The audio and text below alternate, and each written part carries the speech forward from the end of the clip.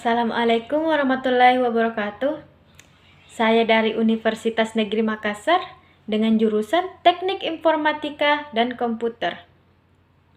Prodi Pendidikan Teknik Informatika dan Komputer. Perkenalkan, nama saya Putri Salsilia Susanto dengan NIM 22095020021 dari kelas PTIKC. Mata kuliah Elektronika Analog dan Digital. Adapun di sini saya akan menjelaskan dua nomor, yaitu 1. Menjelaskan konsep elektron dan proton atom dalam elektronika. 2. Menjelaskan karakteristik material penghantar konduktor, semi penghantar, dan penyekat atau isolator. Kemudian kita masuk di elektron dan proton yang nomor 1.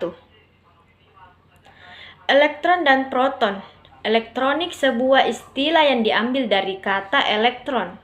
Elektron merupakan salah satu dari 3 materi yang menyusun struktur atom, yakni inti atom, proton dan neutron dan elektron. Proton, neutron, dan elektron menentukan karakteristik kelistrikan setiap materi. Hal itu menjadi penentu setiap materi, dapat digolongkan sebagai konduktor, semikonduktor, atau isolator. Proton bermuatan listrik positif dan elektron bermuatan negatif. Jika sebuah benda kekurangan elektron, maka benda itu dikatakan bermuatan positif. Akan tetapi, jika sebuah benda kelebihan elektron, maka benda itu dikatakan bermuatan negatif. Sedangkan jika jumlah muatan negatif dan muatan positifnya sama, maka benda disebut netral. Dalam sebuah atom, proton merupakan inti atom nukleus dan elektron mengorbit di sekelilingnya. Akibatnya, elektron mudah bergerak sedangkan proton yang merupakan inti sulit yang bergerak. Elektron bergerak dari potensial rendah ke potensial tinggi. Kata arus berarti aliran atau gerakan. Arus listrik mirip dapat dianalogikan sebagai aliran air. Arus listrik ada 4. Arus listrik mengalir melalui rangkaian kabel listrik. 2. Baterai menghasilkan tekanan listrik disebut gaya gerak listrik yang memaksa muatan listrik yang bergerak dengan arus listrik mengitari satu rangkaian listrik. 3. Arus listrik yang mengalir mampu melakukan usaha untuk memutar motor listrik. 4. Listrik mengalir dari potensial tinggi ke potensial rendah.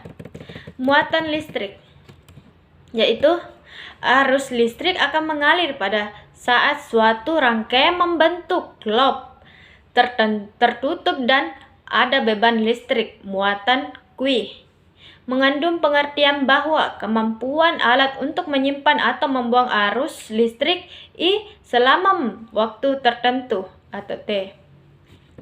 Tegangan listrik. Tegangan listrik adalah suatu beda potensial antara dua titik yang mempunyai perbedaan jumlah muatan. Tegangan listrik juga sering dianggap sebagai gaya mendorong yang menyebabkan perpindahan elektron dari titik ke satu titik yang lainnya melalui perantara konduktor. Baterai atau generator dapat bertindak sebagai pemacu perbedaan tegangan antara dua titik sistem. Satu internasional untuk tegangan volt yang diambil dari nama Alexander Volta 1748 sampai 1827 yang menyatakan satuan volt adalah perubahan energi besar 1 joule yang. Hukum Ohm. Hukum Ohm sangat sederhana dan sangat berguna untuk menganalisis suatu rangkaian listrik. Persamaan Ohm juga memudah digunakan untuk mencari tegangan dan arus. Misalnya, ingin diketahui arus listrik, tegangan listrik, atau nilai resistansi yang belum diketahui pada suatu rangkaian listrik. Digunakan trik berikut dengan cara menyusun V, I, dan R dalam bentuk segitiga transposisi seperti diilustrasikan. Keterangan V. Tegangan listrik atau volt. I. Arus listrik atau ampere. R. Hambatan listrik atau ohm. Penghantar listrik. Penghantar adalah suatu benda yang digunakan dalam teknik listrik atau elektronika untuk mengalirkan arus listrik dari sumber listrik ke beban listrik lainnya. Besar gaya tarik ini tergantung pada jarak atau proton dan elektron-elektron. Bahan yang dipakai dalam teknik listrik dan elektronika dapat digolongkan menjadi 3, yaitu konduktor, penghantar, isolator atau penyekat, semikonduktor atau setengah penghantar. Yang pertama, konduktor atau penghantar.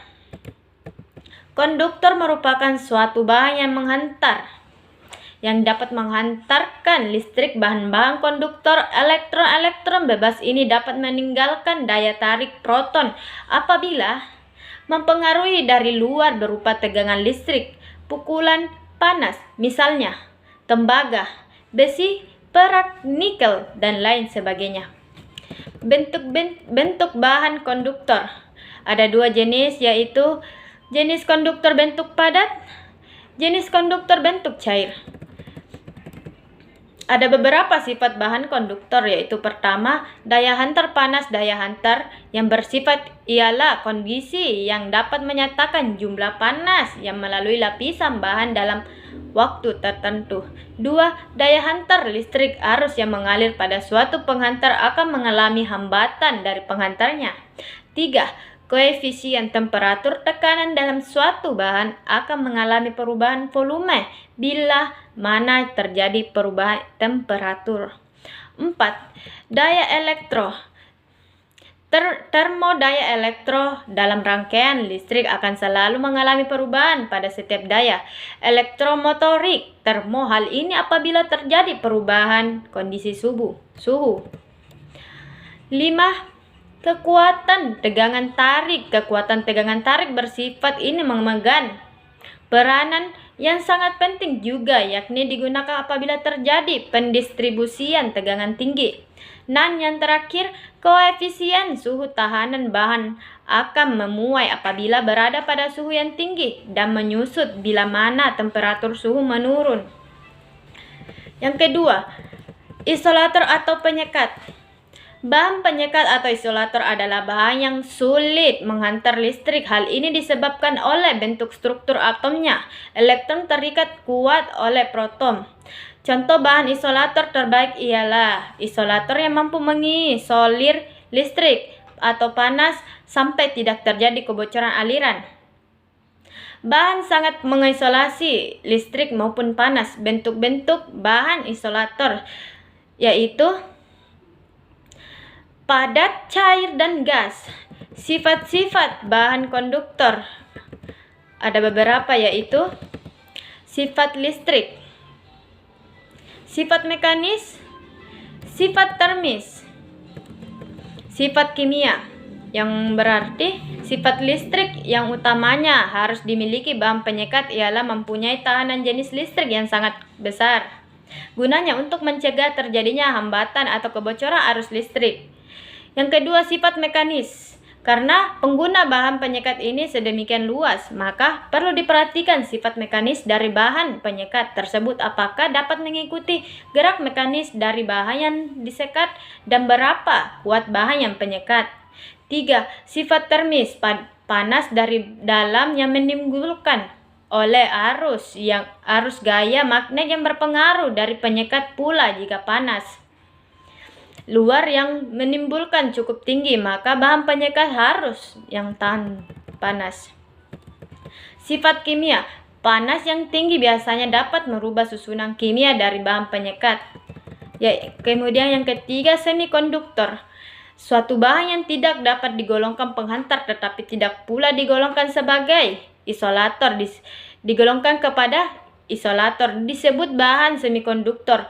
Bahan semikonduktor adalah bahan penghantar listrik yang tidak sebaik konduktor, akan tetapi tidak pula seburuk insulator, yang sama sekali tidak menghantar arus listrik.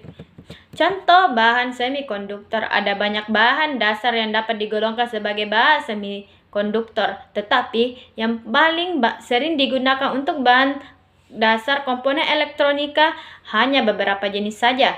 Bahan semikonduktor tersebut diantaranya adalah silikon, selenium, germanium, dan metal oksides.